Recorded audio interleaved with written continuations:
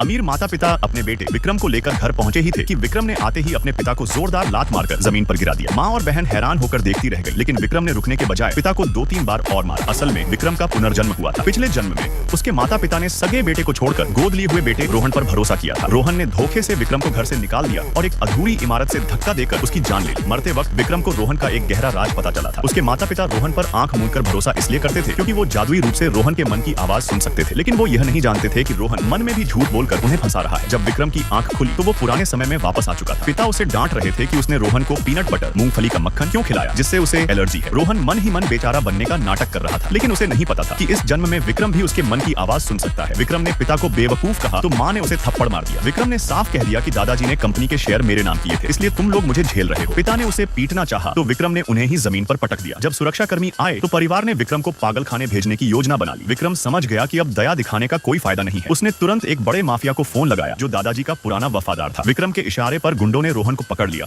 और जबरदस्ती उसे वहीं पीनट बटर खिला दिया। रोहन ने मन में कहा कि विक्रम उसे जान से मारना चाहता है, जिसे सुनकर माता पिता ने विक्रम से रिश्ता तोड़ने की बात कह दी। मक्खन खाते ही रोहन ने सांस फूलने और एलर्जी का नाटक शुरू कर दिया। परिवार को लगा विक्रम ने अनर्थ कर दिया। वो रोहन को लेकर अस्पताल भागे, लेकिन जब डॉक्टर ने जांच की तो उन्होंने बताया कि रोहन को तो कोई एलर्जी है ही नहीं, वो बिल्कुल ठीक है। डॉक्टर की बात सुनते ही